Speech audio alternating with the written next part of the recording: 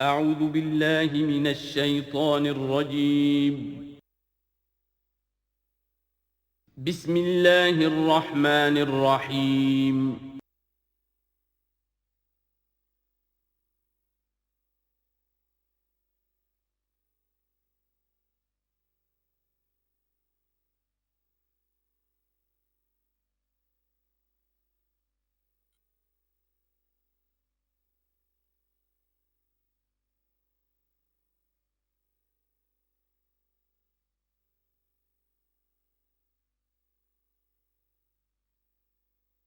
والصلاة والسلام على عباده الذين اصطفى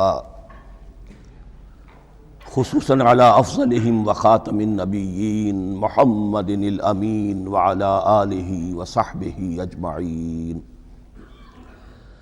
أما بعد فأعوذ بالله من الشيطان الرجيم. بسم الله الرحمن الرحيم. الحمد لله رب العالمين الرحمن الرحيم مالك يوم الدين إياك نعبد وإياك نستعين اهدنا الصراط المستقيم صراط الذين أنعمت عليهم غير المغضوب عليهم ولا الضالين آمين. رب اشرح لي صدري ويسر لي امري واحلل عقدة من لساني يفقهوا قولي. اللهم ربنا الهمنا رشدنا واعذنا من شرور انفسنا. اللهم ارنا الحق حقا وارزقنا اتباعه وارنا الباطل باطلا وارزقنا اجتنابه. اللهم ربنا يسر لنا امورنا كلها واتمم لنا بالخير وتقبل منا فإنك خير المتقبلين آمین یا رب العالمین۔ ابھی میں نے سورہ فاتحہ کی تلاوت کی اور آپ نے سماعت فرمائی۔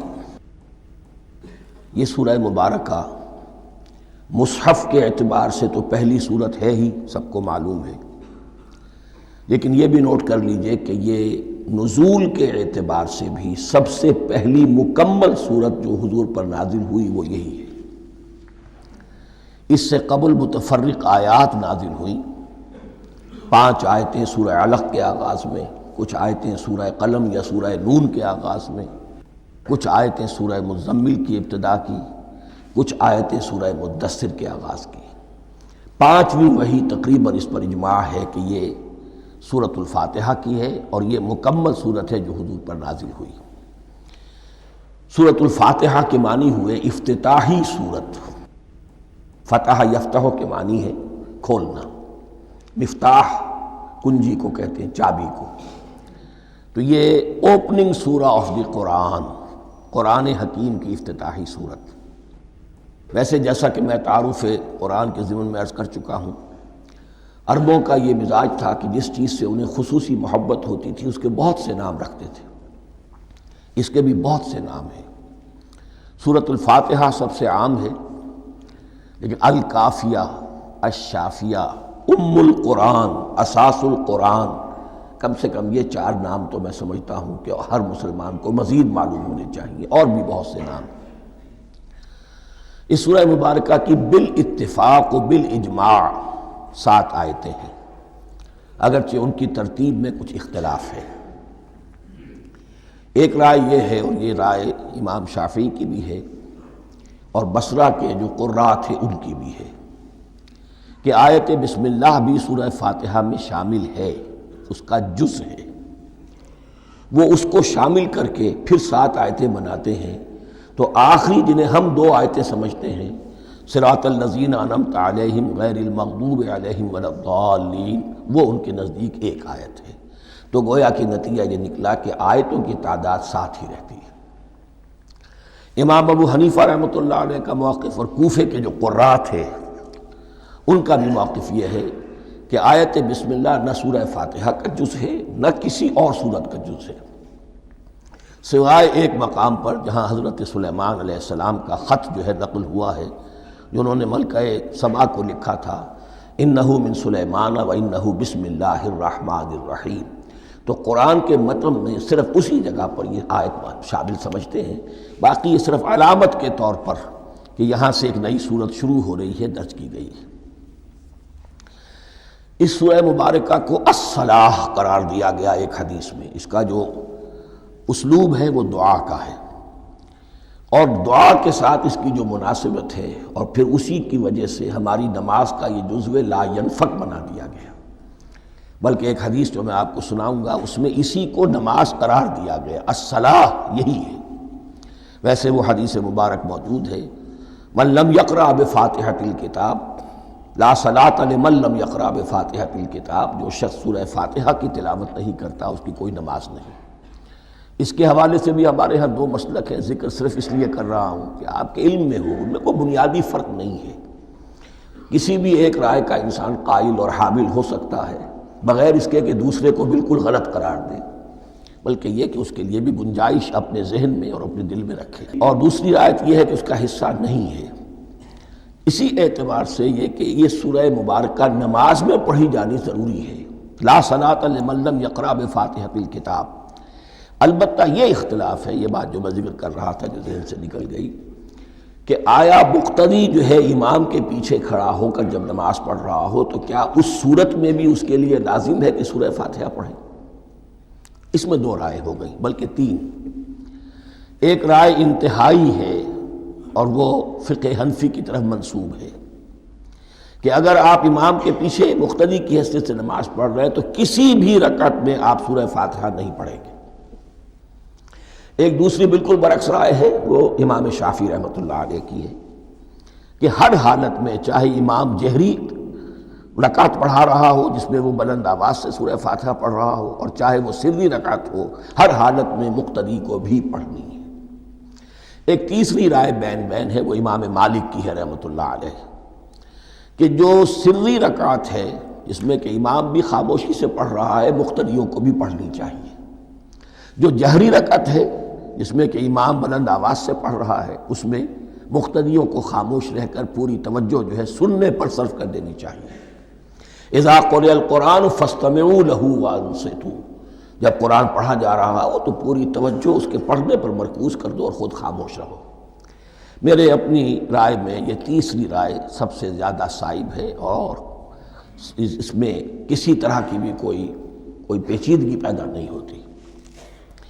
بہرحال اس سورہ مبارکہ کا جو اسلوب ہے میں نے عرض کیا دعائیہ ہے، البتہ قرآن مجید کے علم اور حکمت کے اعتبار سے، اس کے فلسفے کے اعتبار سے ایک بات سمجھ لینی چاہیے۔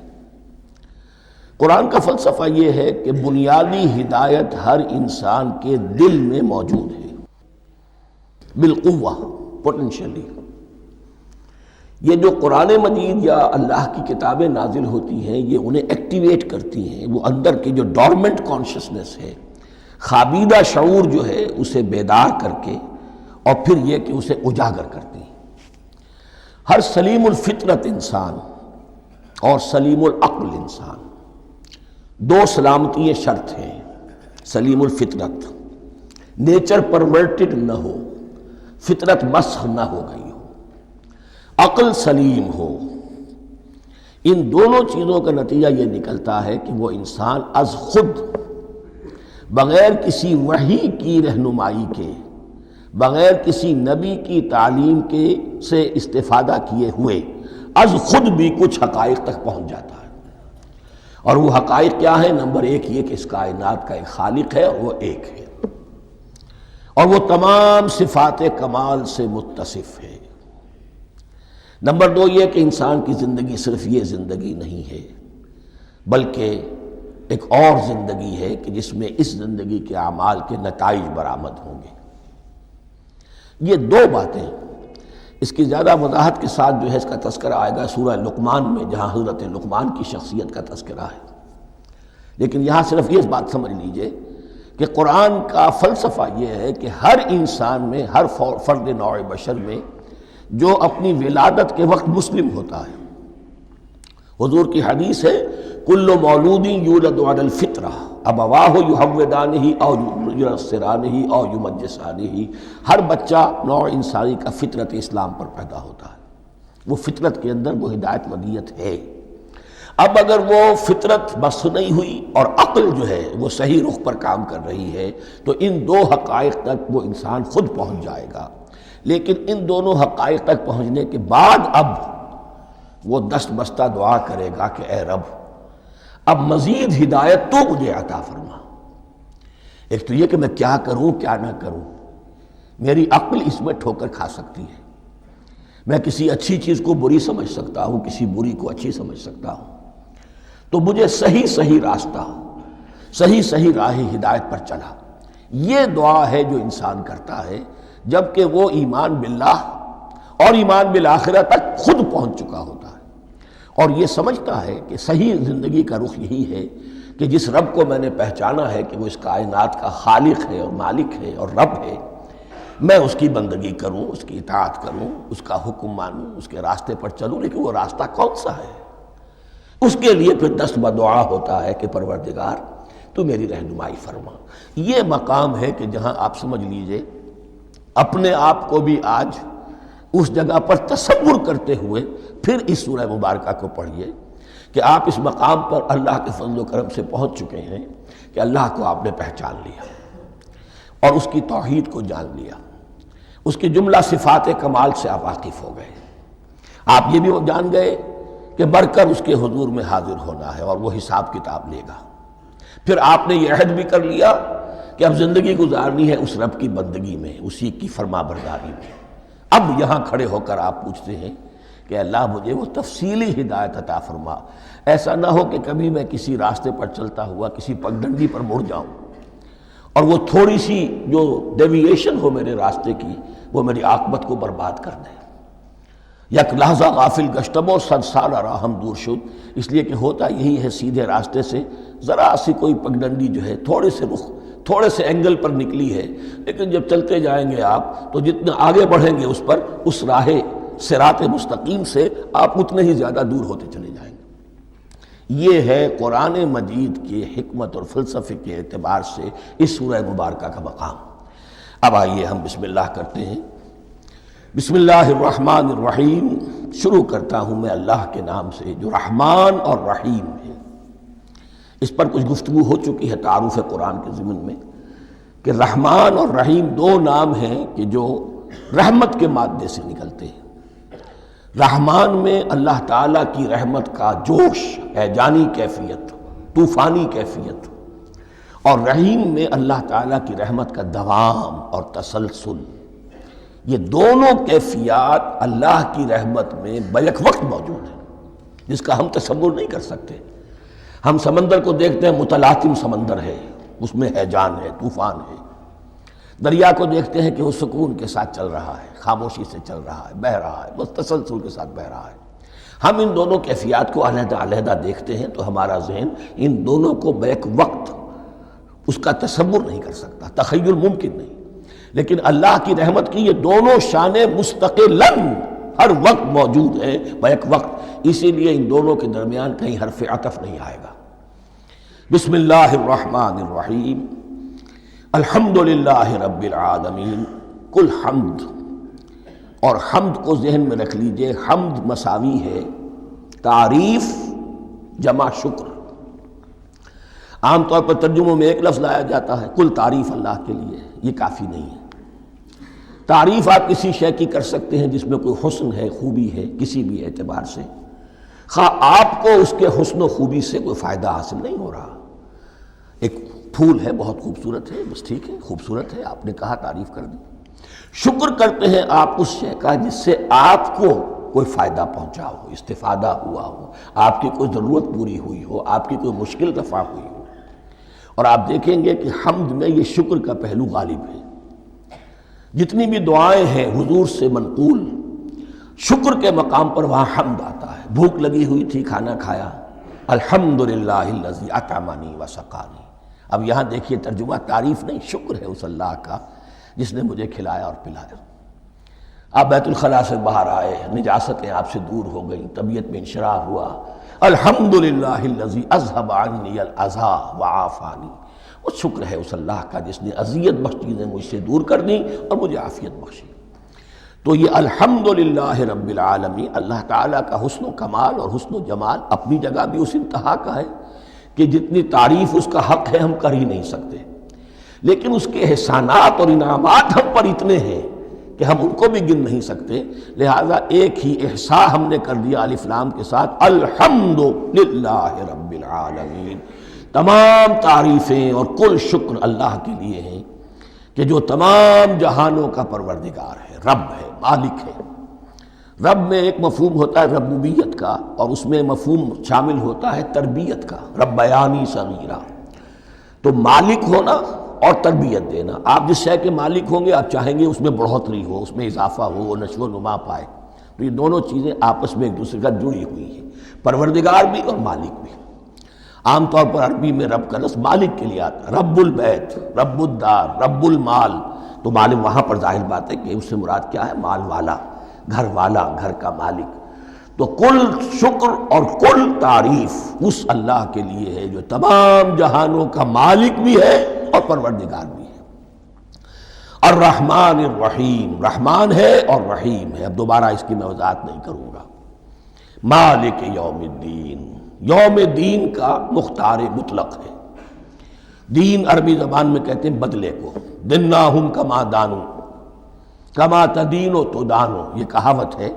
جیسے اردو میں ہم کہتے ہیں جیسا کرو گے ویسا بھرو گے، کما تدینو تو دانو، تو یہ ہے بدلہ۔ اس کا بنیادی مفہوم جو ہے وہ بدلہ ہے۔ تو بدلے کا ایک دن ہے جس دن فیصلہ ہوگا کہ کون کیا کما کر لایا ہے اور اسے کیا بدلہ ملنا چاہیے۔ آیا اس کا برائیوں کا پلڑا بھاری ہے کہ اسے سزا ملنی چاہیے، یا اس کی حسنات اور نیکیوں کا پلڑا بھاری ہے کہ اسے جزا ملنی چاہیے، اس کا انعام اور اکرام کے ساتھ معاملہ کیا جانا چاہیے۔ وہ ایک دن ہے، اسے ہم یوم القیامہ کہتے ہیں۔ اور لیکن اصل بات جو یہاں کہی گئی، یعنی ایک جملے میں تین باتوں کا اعتراف ہو رہا ہے۔ بعث بعد الموت، ایک دن آئے گا کہ ہم مرنے کے بعد تمام انسان اٹھا لیے جائیں گے، پھر حساب و کتاب، پھر اللہ کے ہاں حاضری ہوگی اور حساب کتاب ہوگا۔ اور تیسرے یہ کہ اس حساب کتاب کے دن کا مختار مطلق اللہ ہے، یعنی کسی اور کو اپنے ذہن میں سہارا بنا کر آپ زندگی گزاریں کہ وہ مجھے چھڑا لے گا، یا وہ ہستی جو ہے اتنی زوردار ہے کہ وہ مجھے بچا لے گی، اس سے اپنے دل کو، اپنے ذہن کو بالکل پاک کر لیجئے۔ مالک یوم الدین، ایک دوسری جگہ پر قرآن میں آیا ہے، اس روز کوئی پکارنے والا پکارے گا، لمن الملک اليوم للہ الواحد القہار، آج کے دن کس کا اختیار مطلق ہے؟ اور پھر کہا جائے گا اللہ کے لیے، الواحد قہار، جو پوری طرح چھایا ہوا ہے، مستولی ہے۔ تو مالک یوم الدین، جو جزا و سزا کے دن کا مالک ہے۔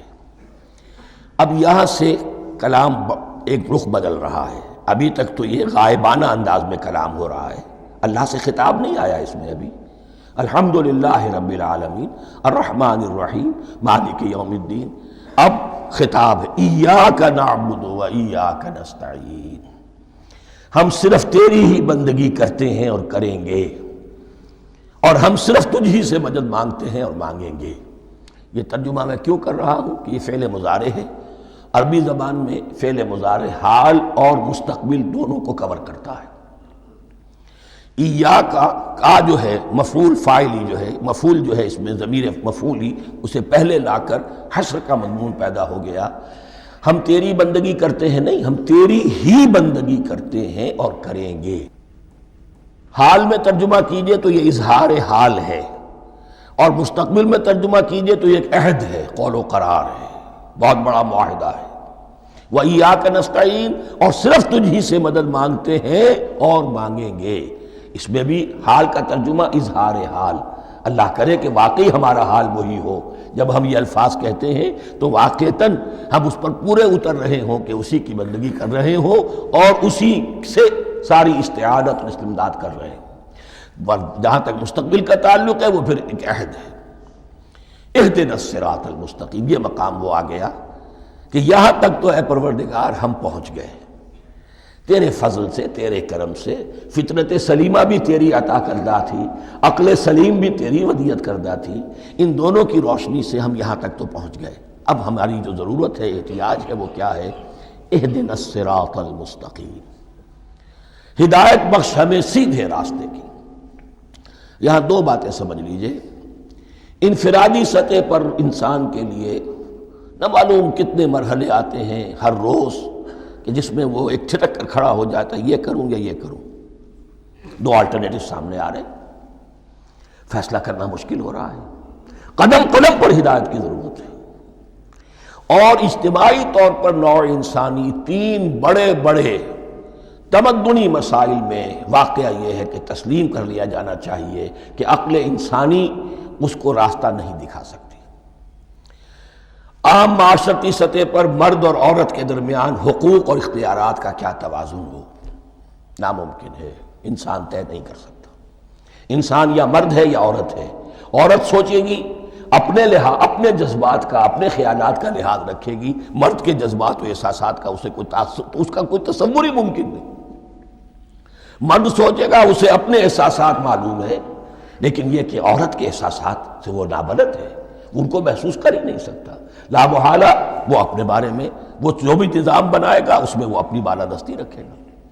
وہ تو ایک ہی ہستی ہو سکتی ہے کہ جو دونوں کی خالق ہے، مرد کی بھی عورت کی بھی، اور اس کو دونوں سے محبت ہے، دونوں کا خیر خواہ ہے، دونوں کا رب ہے، دونوں کو پروان چڑھانا چاہتا ہے۔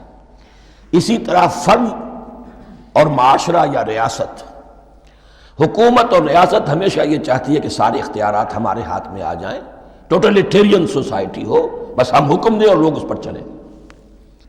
افراد یہ چاہتے نہیں، ہمیں آزادی ہونی چاہیے۔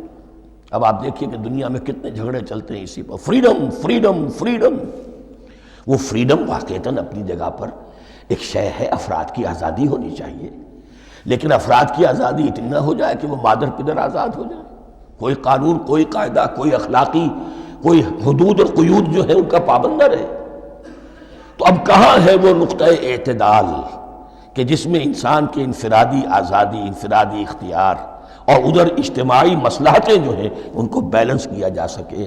انسان طے نہیں کر سکتا، صرف اللہ ہی اس کے لیے نظام دے سکتا ہے۔ تیسرا مسئلہ ہے سرمایہ اور محنت، اس میں کیا توازن ہو؟ سرمایہ اور محنت دونوں مل کر کچھ بنا رہے ہیں، کچھ پروڈیوس کر رہے ہیں۔ اب اس میں نفع جو ہوا ہے اس میں سرمایہ کا کتنا حصہ ہونا چاہیے اور لیبر کا کتنا ہونا چاہیے، کون طے کر سکتا؟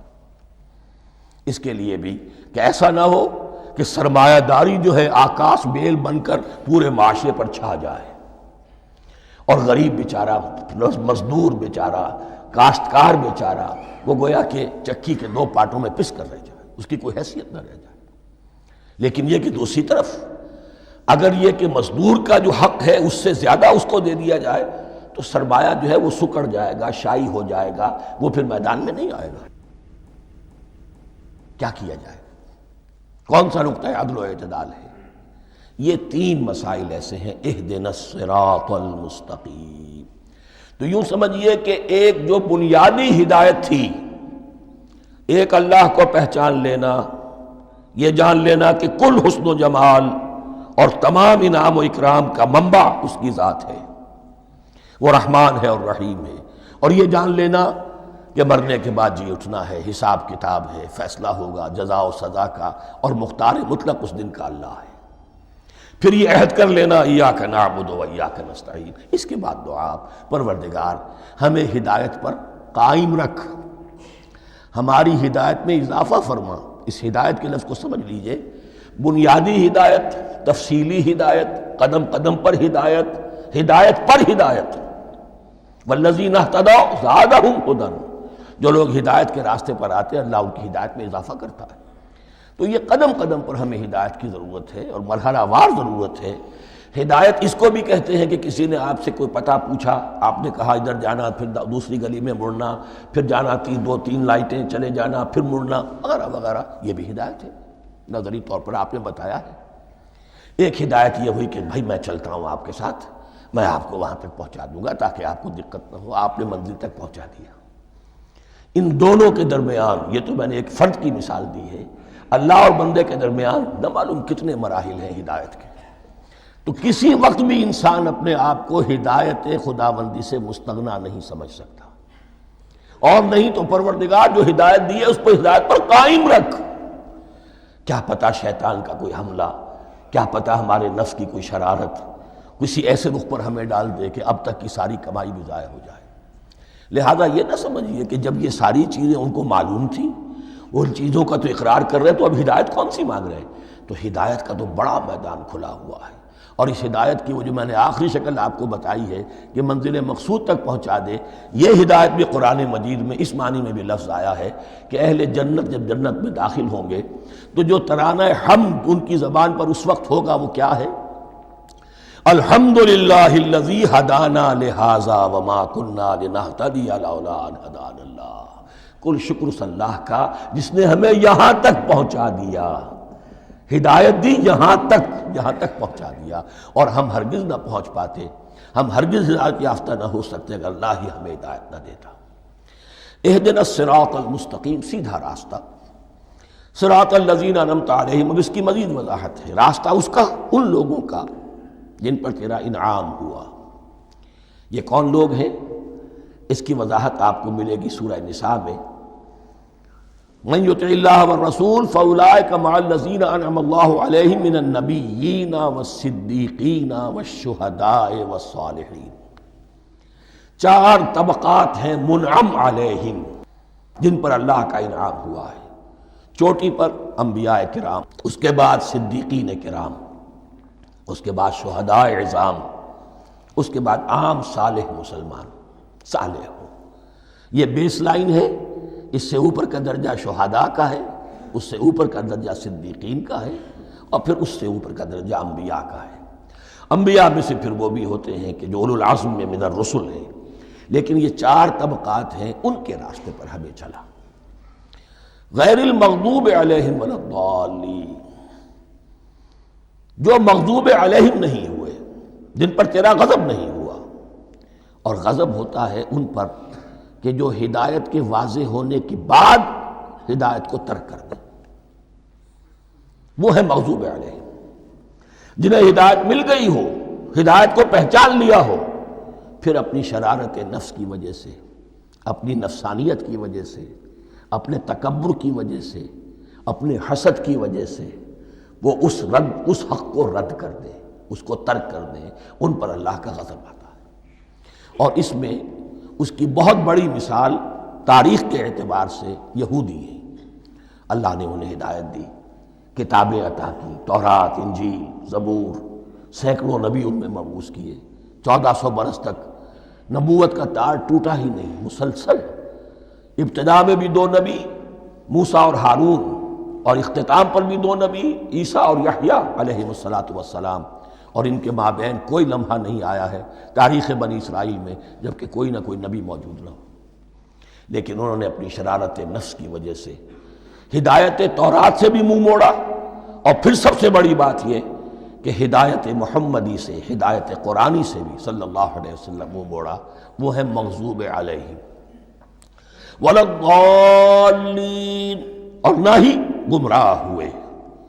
یہ لفظ جو آتا ہے عربی زبان میں، گمراہ کا بھی ہے اور تلاش حق میں بھٹکنے والے کا بھی ہے۔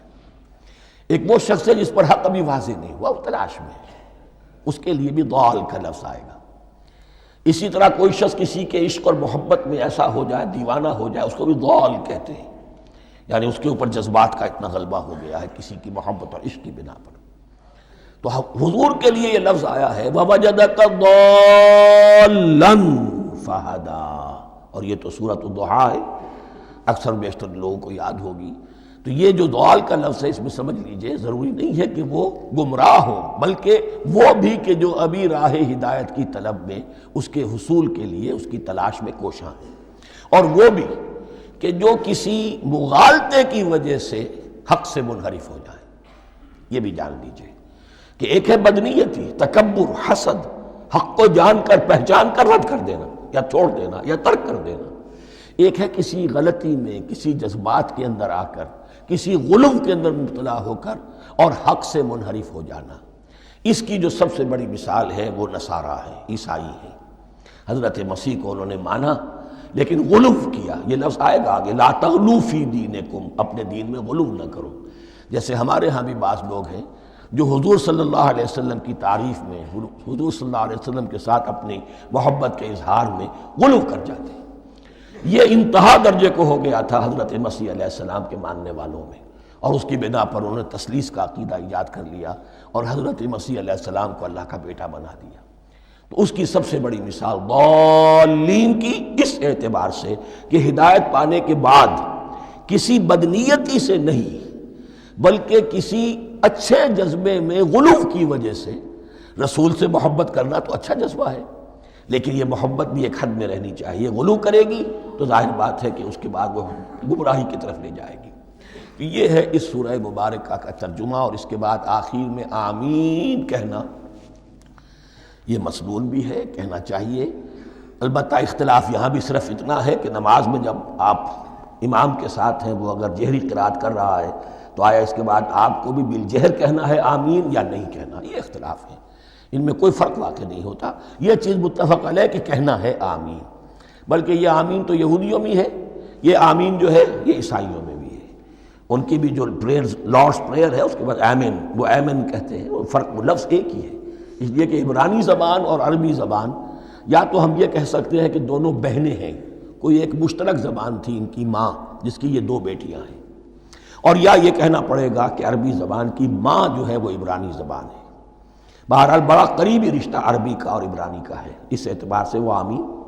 اب آپ کو معلوم ہے ہم السلام علیکم وہ کہتے ہیں، وہ سلام کہتے ہیں، فرق کیا ہے؟ وہ تو تلفظ کا فرق ہے۔ اسی طریقے سے اور بہت سے الفاظ ہیں، میں بعد میں بتا۔ اب میں اس سورہ مبارکہ کے بارے میں خاص حدیث آپ کو سنانا چاہتا ہوں، اور اسی سے در حقیقت جو امام ابو حنیفہ کا موقف ہے رحمۃ اللہ علیہ، اس کی حقانیت مزید مبرہن ہو جائے گی۔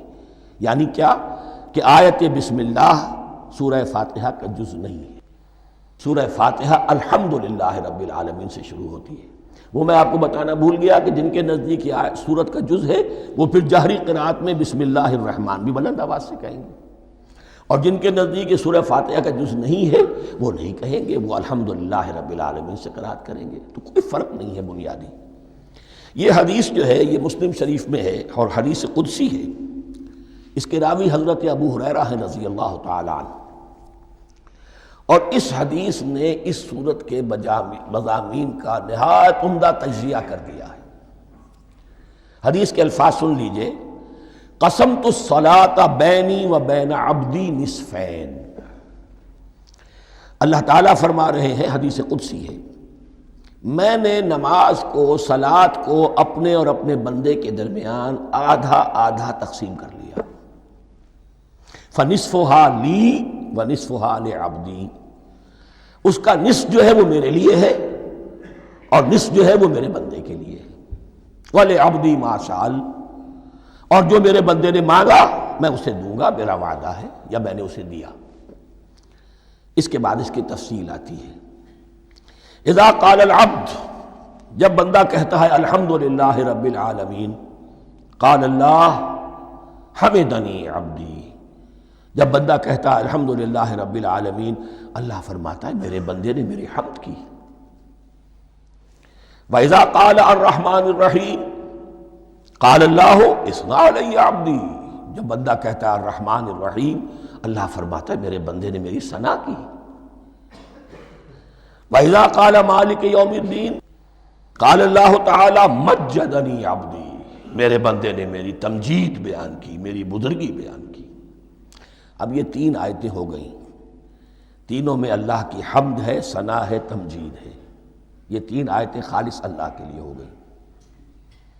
اب چوتھی آیت آئی، ایاک نعبد و ایاک نستعین، اس کے بارے میں جب بندہ کہتا ہے اذا قال العبد ایاک نعبد و ایاک نستعین، قال اللہ تعالی ھذا ما بینی و بین عبدی ولعبدی ما سأل، یہ میرے اور میرے بندے کے درمیان ہے۔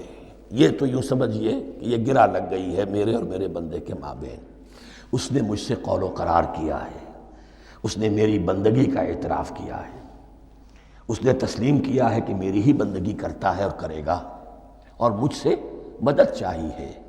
ھذا ما بینی و بین عبدی، یہ معاہدہ ہے، معاہدہ دو فریقوں کے مابین ہوتا، یہ میرے اور میرے بندے کے مابین ہے۔ وَلِعَبْدِي مَا سَأَلَ، اور میں نے اپنے بندے کو دیا جو اس نے مانگا، وہ میری مدد چاہتا ہے، میری مدد اس کے شامل حال رہے گی۔ فَإِذَا قَالَ، اور جب بندہ کہتا ہے اهْدِنَا الصِّرَاطَ الْمُسْتَقِيمَ صِرَاطَ الَّذِينَ أَنْعَمْتَ عَلَيْهِمْ غَيْرِ الْمَغْضُوبِ عَلَيْهِمْ وَلَا الضَّالِّينَ، قَالَ اللَّهُ تَعَالَى هَذَا لِعَبْدِي وَلِعَبْدِي مَا سَأَلَ، یہ تین آیتیں یہ میرے بندے کے لیے، اهْدِنَا الصِّرَاطَ الْمُسْتَقِيمَ، اسی صراط مستقیم کی وضاحت ہے مثبت، صراط الذین انعمت علیہم، اسی صراط المستقیم کی وضاحت ہے منفی انداز میں، غیر المغضوب علیہم ولا الضالین۔ یہ سب میرے بندے کے لیے ہے اور میں نے اپنے بندے کو دیا جو اس نے مانگا۔ اس کو میں نے ایک مرتبہ یہ ترازو کی شکل میں اس کو لکھوایا تھا۔ دیکھیے یہ ایاک نعبد و ایاک نستعین، یہ ہے وہ ترازی کی وہ ڈنڈ، واو جو ہے ایاک نعبد و ایاک نستعین، واو جو ہے گویا کہ وہ مٹھ ہے جس سے کہ ترازو کو پکڑا جاتا ہے۔ ادھر ایک پلڑا ہے جس کی تین آیتیں ہیں، الحمدللہ رب العالمین الرحمن الرحیم مالک یوم الدین۔ اس کا نتیجہ کیا نکلا؟ ایاک نعبد۔ آپ نے شاید یہ سنا بھی ہو، ایک بہت ہی عمدہ قرات کا جو ریکارڈ ہے قاری عبدالباسط عبدالصمد کا، وہ یہیں سے چل کر سورہ فاتحہ کی قرات کر کے ایاک نعبد پر آ کر رکتا ہے، الحمدللہ رب العالمین الرحمن الرحیم مالک یوم الدین ایاک نعبد۔ گویا کہ یہاں یہ صورت بالکل ہاف ہو گئی ہے، تین آیتوں میں اللہ کی حمد ہے، ثنا ہے، تمجید ہے، جس کا نتیجہ ہم تیری ہی بندگی کرتے ہیں، تیری ہی اطاعت کریں گے۔ لیکن اب اس کے بعد سوال ایاک نستعین، اسی کی جو استعانت کیا درکار ہے ہمیں؟ ہدایت۔ ہدایت سب سے بڑی استعانت ہے، ہدایت ہی تو سب سے بڑی مدد ہے۔ اهدنا الصراط المستقیم صراط الذین انعمت علیہم غیر المغضوب علیہم ولا الضالین، یہ ایاک نستعین کے حق کے ساتھ یہ تین آیتیں آ گئیں، اهدنا الصراط المستقیم صراط الذین انعمت علیہم غیر المغضوب علیہم ولا الضالین، قسمت الصلاة بینی و بین عبدی نصفین فنصفها لی ونصفها لعبدی وَلِعَبْدِي مَا سَأَلَ۔ اللہ تعالیٰ اس سورہ فاتحہ کا جو اصل مفہوم ہے وہ بھی ہمارے ذہنوں پر، ہمارے شعور کی سطح پر اسے اجاگر کیے رکھے، ہمیں توفیق دے کہ جب بھی پڑھیں، جب بھی سنیں تو وہ کیفیت اگر ہو جائے، اس لیے کہ ایک حدیث ہے کہ الصلاۃ معراج المومنین، نماز تو اہل ایمان کے حق میں معراج کے درجے میں ہے۔ اس حوالے سے ہم یہ سمجھ سکتے ہیں کہ کوئی وقت ایسا آ سکتا ہے کہ انسان کو واقعتاً، روح انسانی واقعتاً اللہ کے یہ جواب سنے، انہونی بات نہیں ہے۔ ہوتا ہے خطاب آخر، اٹھتا ہے حجاب آخر، کرتے ہیں خطاب آخر، یہ تو ہوتا ہے۔ مخاطبہ الہی، یہ تو میں نے عرض کیا کہ ثابت ہے، مخاطبہ، محادث اور تحدیث، اللہ بندوں سے کلام کرتا ہے۔ اب آئیے بسم اللہ الرحمن الرحیم، اب یہ سورہ بقرہ شروع ہو رہی ہے۔ سورۃ البقرہ جو 286 آیات پر مشتمل ہے، تقریباً 2.5 پاروں پر پھیلی ہوئی ہے۔ ہر شخص جانتا ہے کہ یہ قرآن حکیم کی حجم کے اعتبار سے سب سے بڑی سورت ہے، لیکن یہ معاملہ صرف حجم کا نہیں ہے۔ نبی اکرم صلی اللہ علیہ وسلم نے اسے سنام القرآن قرار دیا ہے۔ آپ نے فرمایا لکل شیء سنام، ہر چیز کی ایک چوٹی ہوتی ہے، جیسے اونٹ کا کوہان ہوتا ہے۔ وسنام القرآن البقرہ، سنام القرآن، قرآن کی چوٹی جو ہے وہ سورۃ البقرہ ہے۔ یہ نوٹ کر لیجئے جو میں نے کل آپ کو جو مختلف مکی اور مدنی صورتوں کے گروپوں کے بارے میں بتایا تھا کہ یہاں سے اب پہلی منزل بھی شروع ہو رہی ہے اور پہلا گروپ بھی شروع ہو رہا ہے، اور اس کے ساتھ جو اگلی صورت آئے گی وہ اس کا جوڑا ہے، سورہ آل عمران، جس کی سب سے نمایاں علامت یہ نوٹ کیجئے، یہ بھی الف لام میم سے شروع ہوئی، اگلی بھی الف لام میم سے شروع ہوگی۔ اس کے بعد 2 صورتیں مدنی اور ہیں، لیکن ان دونوں میں نہ حروف مقطعات ہے، نہ کوئی اور تمہیدی کلام ہے، براہ راست خطاب سورہ نساء میں یا ایھا الناس اور سورہ مائدہ میں یا ایھا الذین آمنوا، کوئی تمہیدی بات نہیں کوئی حروف مقطعات نہیں، براہ راست خطاب۔ وہ ایک جوڑا ہے سورہ نساء اور سورہ مائدہ، اور یہ ایک جوڑا ہے سورہ بقرہ اور سورہ آل عمران۔ سورہ بقرہ اور سورہ آل عمران کو نبی اکرم صلی اللہ علیہ وسلم نے الزہراوین بھی قرار دیا ہے۔ زہرا کہتے ہیں بڑی روشن چیز کو۔ یہ حضرت فاطمہ رضی اللہ تعالی عنہ کے نام کے ساتھ آتا ہے، فاطمۃ الزہراء۔ تو زہرا بہت روشن، دمکتی ہوئی شے۔ الزہراوین، یہ دو نہایت دمکتی ہوئی صورتیں ہیں جو قیامت کے دن دو بدلیوں کی شکل میں ظاہر ہوں گی، حضور نے فرمایا، اور جو لوگ ان صورتوں سے محبت کرتے تھے ان پر سایہ کریں گی۔ اللہم ربنا اجعلنا منہم، ہمیں اللہ تعالیٰ ان میں شامل فرما دے۔ اس سورہ مبارکہ کو دو حصوں میں تقسیم سمجھیے۔ ویسے تو یہ کہ رکوع آئیں گے، پارے بھی بدلیں گے اس میں، لیکن حصے دو ہیں۔ پہلے حصے میں اصل روح سخن سابقہ امت مسلمہ سے ہے، یہود سے، بنی اسرائیل سے۔ دوسرے حصے میں اصل خطاب موجودہ امت مسلمہ سے ہے، امت محمد سے صلی اللہ علیہ وسلم۔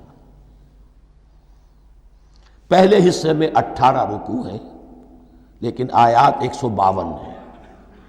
دوسرے حصے میں 22 رکوع ہیں لیکن آیات 134 ہیں۔ گویا کہ اس سے آپ کو توازن نظر آئے گا کہ اگرچہ ادھر رکوعوں کی تعداد کم ہے 18 لیکن آیات کی تعداد زیادہ ہے 152۔ دوسرے حصے میں رکوعوں کی تعداد زیادہ ہے 22 لیکن آیات کی تعداد 134۔ اسی لیے اس کا ایک نام میں نے تجویز کیا ہے، وہ اس لیے تاکہ کچھ حقائق آپ کے ذہنوں میں ان ناموں کے حوالے سے بھی انشاءاللہ محفوظ ہو جائیں گے۔ سورۃ الامتین، دو امتوں کی صورت، اس لیے کہ تقریباً نصف اس کی ساری بحث جو ہے، مرکزی بحث، وہ سابقہ امت مسلمہ بنی اسرائیل، اور دوسرا نصف اس میں سارا خطاب وہ ہے موجودہ امت مسلمہ یعنی امت محمد صلی اللہ علیہ وسلم۔ اس کا جو پہلے 18 رکوع ہے یا پہلا حصہ ہے، اس کے اندر ڈویژن فردر ہوگی ورٹیکل، عمودی۔ پہلے 4 رکوع، پھر 10 رکوع، پھر 4 رکوع۔ لیکن جو 22 رکوع ہیں دوسرے حصے کے، دوسرے نصف کے، اس میں ڈویژن جو ہے جو ہاریزونٹل ہے، وہ افقی تقسیم ہے، عمودی نہیں، افقی۔ وہ میں بعد میں بیان کروں گا جب ہم وہاں پہنچ جائیں گے۔ ان کو پہلے سمجھ لیجئے کہ اس پہلے حصے کی جو تقسیم میں نے کی ہے، پہلے 4 رکوع، پھر 10 رکوع اور پھر 4 رکوع۔ پہلے 4 رکوع یوں سمجھیے کہ پورے قرآن مجید کے لیے اس کی حکمت اور فلسفے کا جو حصہ مکی قرآن میں بیان ہو چکا تھا اس کا خلاصہ ہے۔ جب یہ صورت نازل ہو رہی ہے تو یہ تو مدینہ میں حضور تشریف لا چکے ہیں، 12-13 سال جو ہے گزر چکے ہیں، اور ان 12-13 سالوں کے دوران 2/3 قرآن نازل ہو چکا ہے۔ اس میں جو بھی حکمت، فلسفہ اور بنیادی دعوت، یہ جو چیزیں مکی قرآن میں بیان ہوئیں، ان کا خلاصہ نچوڑ نکال کر یہاں 4 رکوعوں میں رکھ دیا گیا۔ اگرچہ ان میں بھی جب گہرائی میں آپ دیکھیں گے تو روح سخن جو ہے وہ بنی اسرائیل کی طرف ہے، وہ میں بعد میں عرض کروں گا، لیکن اضافی طور پر یہ سمجھ لیجئے کہ پورے مکی قرآن کے حکمت اور پیغام کا خلاصہ ان 4 رکوعوں میں۔ پھر 10 رکوع ہیں جن میں براہ راست خطاب ہے سابقہ امت مسلمہ، یا بنی اسرائیل۔ اس کے بھی 2 حصے ہیں۔ پہلے ایک رکوع میں دعوت ہے، بڑا انداز اس کا بڑا پیارا ہے، اس میں دعوت ہے، ایمان لاؤ محمد پر صلی اللہ علیہ وسلم۔ اور اس کے بعد 9 رکوع ہیں ملامت کے، ملامت، تنقید، تم نے یہ کیا اور یہ کیا اور یہ کیا، ہم نے یہ احسان کیے، یہ احسان کیے، یہ احسان کیے، تم نے یہ ناشکری کی، یہ ناشکری کی، یہ ناشکری کی۔ اور اس سب کا نتیجہ آخری 4 رکوعوں میں ہے کہ اب تمہیں اس منصب سے معزول کیا جا رہا ہے جس پر تم 2000 برس تک فائز رہے ہو، اور تمہیں ہٹا کر اب ایک نئی امت محمد کی شکل میں جو وجود میں آ چکی ہے صلی اللہ علیہ وسلم، اسے اس پر فائز کیا جا رہا ہے۔ اور اس کی علامت کے طور پر اسے میں کہا کرتا ہوں کورونیشن، تاج پوشی۔ ایک امت معزول، دوسری امت اس کا نسب ہو رہا ہے، اس کی تاج پوشی کے لیے سمبل، علامت کیا ہے؟ قبلہ تحویل۔ وہ قبلہ یروشلم سابقہ امت کا قبلہ اب ادھر رخ نہیں ہوگا، اب اہل توحید کا قبلہ یہ مکے کی طرف ہوگا، بیت اللہ کی طرف ہوگا۔ تو تحویل قبلہ کا مضمون ہے جو ان 4 رکوعوں میں آتا ہے۔ تو یہ میں نے تھوڑی سی تمہید جو ہے آپ کے سامنے رکھ دی ہے۔ اب بسم اللہ کیجئے۔ بسم اللہ الرحمن الرحیم۔ الف لام میم۔ الف لام میم یہ حروف مقطعات ہیں، یہ علیحدہ علیحدہ پڑھے جاتے ہیں، علم نہیں پڑھ سکتے اس کو۔ الف لام میم، ہا میم ہے، ہا علیحدہ میم علیحدہ، اگرچہ لکھے ہوئے ہوتے ہیں جڑے ہوئے، کاف ہا یا عین صاد لکھے ہوئے جڑے ہوئے، پڑھے جائیں گے علیحدہ علیحدہ، قطع علیحدہ کرنا۔ تو حروف مقطعات، ان کے بارے میں ایک بات تو جو ہے اجماعی ہے، سب کے نزدیک مسلم ہے، ان کا کوئی حتمی مفہوم اور ان کے حتمی معنی کسی کو معلوم نہیں سوائے اللہ اور اس کے رسول کے۔ اس معنی میں یوں بھی کہا گیا یہ کوڈ ورڈز ہیں،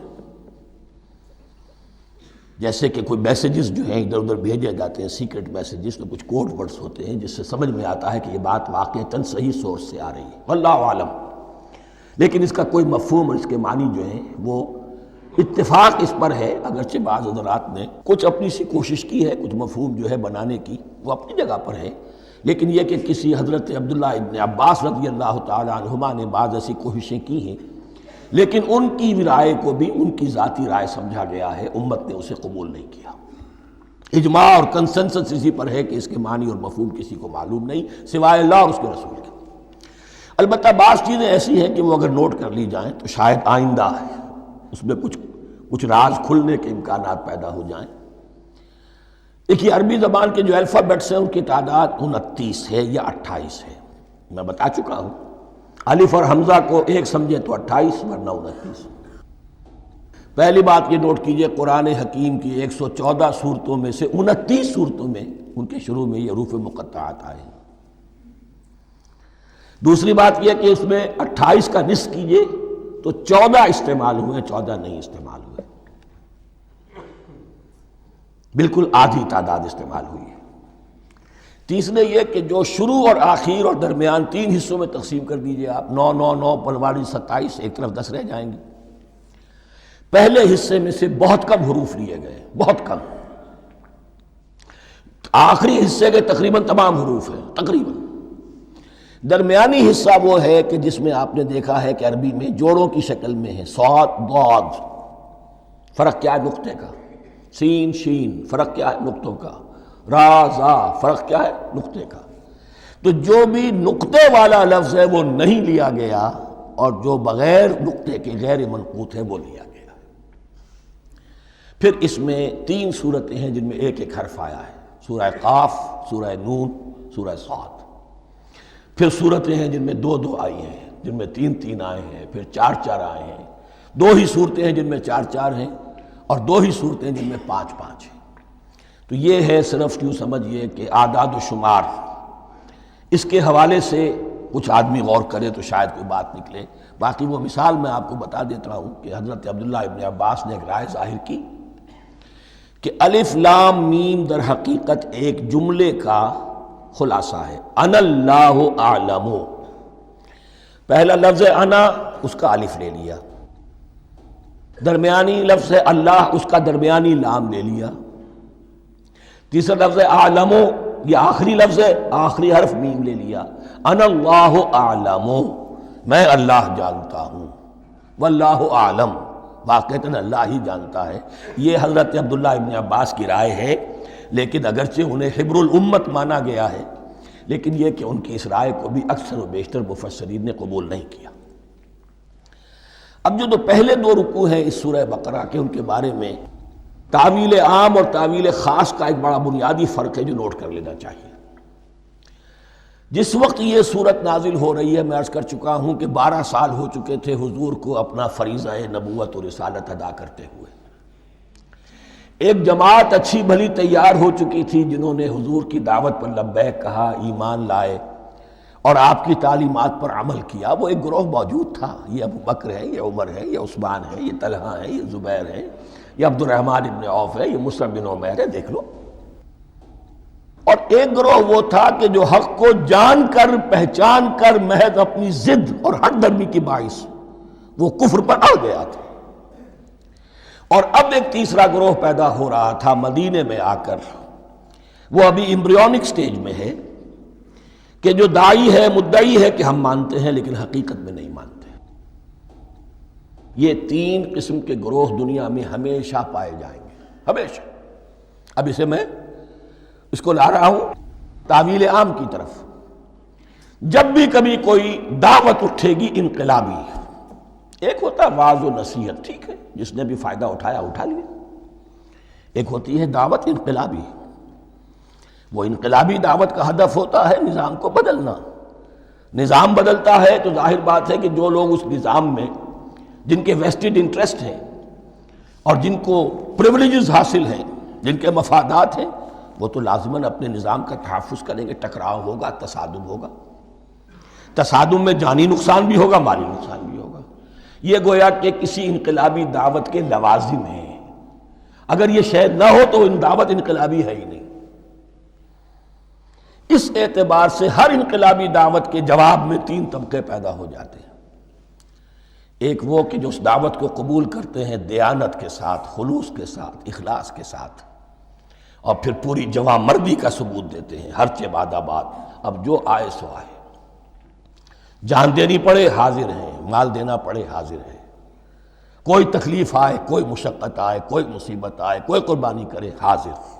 جب پکارا گیا واپس نہیں پھیرا کوئی فرمان جنوں کا، اور تنہا نہیں لوٹی کبھی آواز جرس کی۔ خیریت جاں راحت تن صحت داماں، سب بھول گئیں مصلحتیں اہل ہوس کی۔ ایک وہ لوگ ہوتے ہیں، ایک وہ لوگ ہوتے ہیں کہ جو اڑ جاتے ہیں ضد پر، ہٹ درمی پر، ماننے کے باوجود، جاننے کے باوجود کہ بات تو ٹھیک ہے جو کہہ رہے ہیں، کیسے مان لیں؟ ہماری سیادت، ہماری چودراہٹ، ہمارے مفادات، ہمارے یہ ساری چیزیں، ان سب کے اوپر زد پڑ رہی ہے۔ یہ لوگ اڑ جاتے ہیں، اور پھر کوئی دعوت، کوئی نصیحت، کوئی مزید افہام و تفہیم ان کے حق میں مفید نہیں ہوتی۔ اس لیے کہ صحیح بات ہے جو کہتے ہیں کہ سوتے کو تو جگایا جا سکتا ہے، جاگتے کو کیسے جگائیں؟ کوئی سویا ہوا ہے تو آپ اسے جگا دیں گے، جو جاگا ہوا ہے لیکن وہ بنا ہوا ہے، وہ اٹھنے کو تیار ہی نہیں ہے، تو آپ کیسے اٹھا دیں گے اس کو؟ تو جو لوگ جان بوجھ کر حق کو پہچان کر رد کر دیتے ہیں، پھر ان کے حق میں کوئی دعوت، کوئی نصیحت، کوئی تبلیغ، کوئی انذار، کوئی تبشیر مفید نہیں ہوتی۔ تیسرا درجہ ایسے لوگوں کا ہوتا ہے جو یا تو شروع میں آتے ہی شرارت کے ارادے سے ہیں، کوئی مصلحت ہے جس کی وجہ سے اس دعوت کو قبول کر لیا، کوئی ذاتی منفعت ہے جس کے لیے قبول کر لیا، یا یہ کہ شروع میں تو اخلاص کے ساتھ آتے ہیں لیکن جب قربانی دینے کا وقت آتا ہے تو ان کے اندر سیرت و کردار کی وہ مضبوطی نہیں ہوتی کہ ہر چہ بعد آباد، یہ نہیں ہوتی، وہ پھر ڈگمگاتے رہتے ہیں، کبھی کچھ چلے پھر کہیں ٹھٹک کر رہ گئے، پھر کہیں کچھ چلے پھر ٹھٹک کر رہ گئے۔ یہ تیسرا طبقہ ہے کہ جو کہتا ہے، دعوی مدعی ہے کہ ہم نے مانا ہے، قبول کیا ہے، بات ٹھیک ہے، کچھ تھوڑا بہت چلتے بھی، لیکن جہاں مشکل آئی ٹھٹک کر کھڑے ہو گئے، اوندھے منہ گر پڑے۔ یہ تیسرا طبقہ ہے۔ اس کے لیے لفظ ہمارے ہاں منافقین بھی ہے، لیکن اس رکوع میں آ کر، ابھی ان 4 رکوعوں میں نہیں بلکہ سورہ بقرہ میں مکمل میں بھی کہیں نفاق کا لفظ نہیں آیا ہے، اس لیے کہ اسے مرض سے تعبیر کیا گیا۔ یہ مرض ہے ایک، اور اس مرض کے ذریعے سے لوگوں کے اندر جو ہے وہ ایک نفاق کا بیج پڑ رہا ہے، جو ظاہر ہوگا تو منافقت پوری کی پوری کھل کر سامنے آ جائے گی۔ روگ ہے انسانی شخصیت کا، اس حوالے سے وہ تیسری، اور یہ چونکہ اہم ترین حصہ تھا، اور یہ مرض اب شروع ہو رہا تھا مدینے میں، مکے میں نہیں تھا، لہذا زیادہ تفصیل سے اس کے بارے میں گفتگو ہوئی۔ اب ان 2 رکنوں کا سلسلے وار مطالعہ انشاءاللہ اس دوسری نشست میں کریں گے۔